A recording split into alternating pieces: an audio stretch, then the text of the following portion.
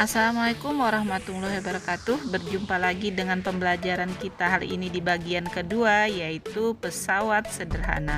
Mudah-mudahan kalian dalam selalu keadaan sehat walafiat dan selalu dalam lindungan Allah Subhanahu wa Ta'ala. Amin.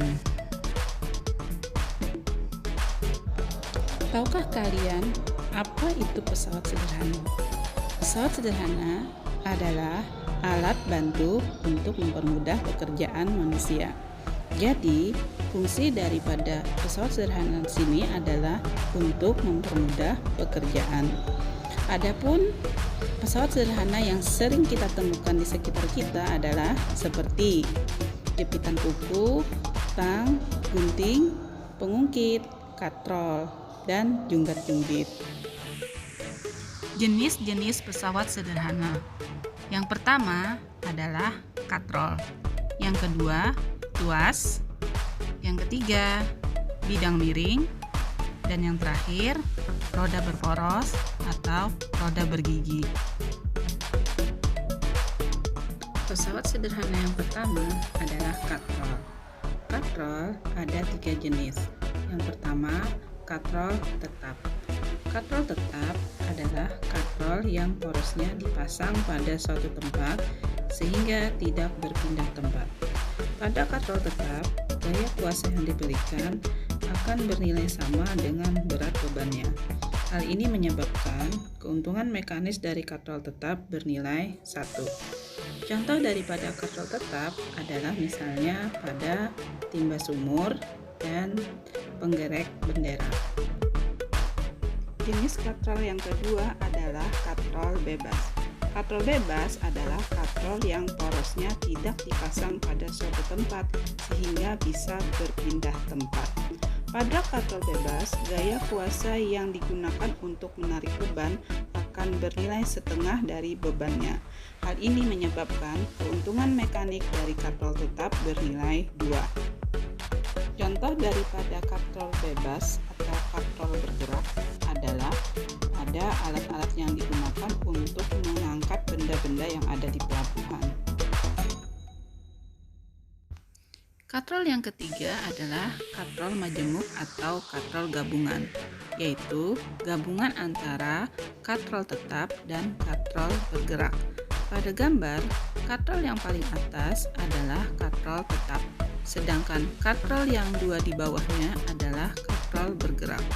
Ketiga katrol ini dihubungkan dengan tali untuk mengangkat bebannya, sehingga keuntungan mekanik dari katrol ini adalah banyaknya jumlah tali yang menghubungkan katrol dengan beban, yaitu sama dengan 3.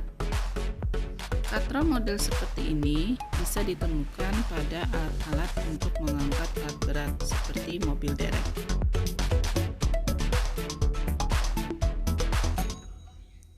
Agar lebih memahami mengenai katrol, kalian bisa melihat contoh soal berikut ini.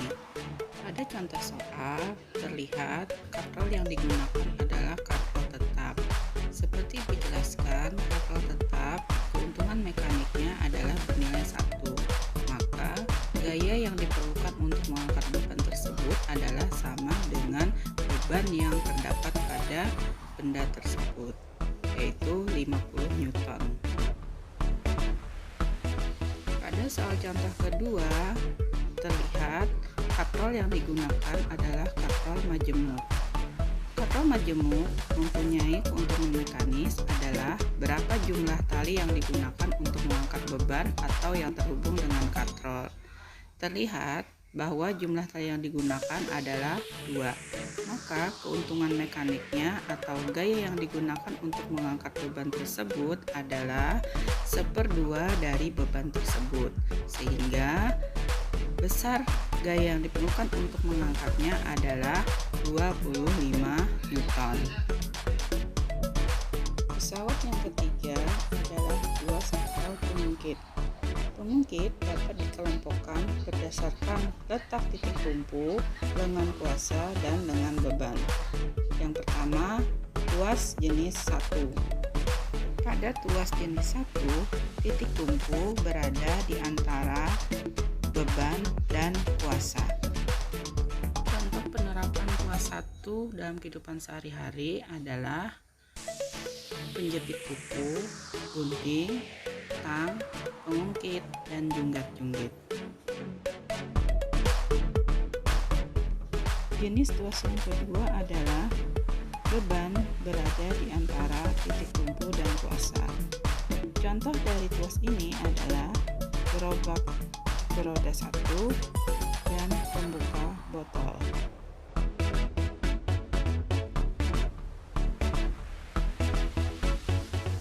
Jenis tuas yang ketiga adalah di mana kuasa berada di antara beban dan titik tumpu. Contoh dari tuas ini adalah staples dan dengan mengangkat beban. Agar mudah mempelajari mengenai tuas, kalian bisa mempelajari contoh soal berikut ini.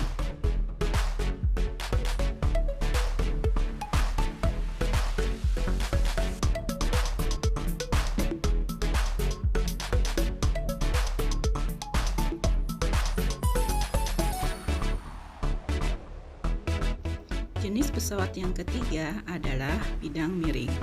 Keuntungan mekanik daripada bidang miring bisa dicari dengan membagi panjang bidang miring dibagi tinggi bidang miring. Contoh daripada bidang miring adalah paku, tangga, baut, pahat, kapak, pisau, dan bor. Pesawat yang keempat adalah roda berporos.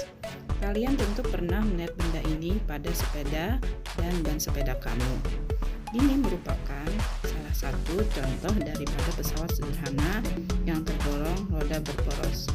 Fungsi roda gigi ini berfungsi sebagai mengatur gerak roda sepeda yang terhubung langsung dengan roda sepeda. Sedangkan roda sepeda itu berfungsi untuk mempercepat gaya saat melakukan perjalanan. Demikian pembelajaran kita hari ini. Terima kasih atas segala perhatiannya. Jangan lupa selalu laksanakan 3M 1T, yaitu mencuci tangan dengan sabun dan air mengalir, menggunakan masker, menjaga jarak, dan tidak berkerumun. Assalamualaikum warahmatullahi wabarakatuh.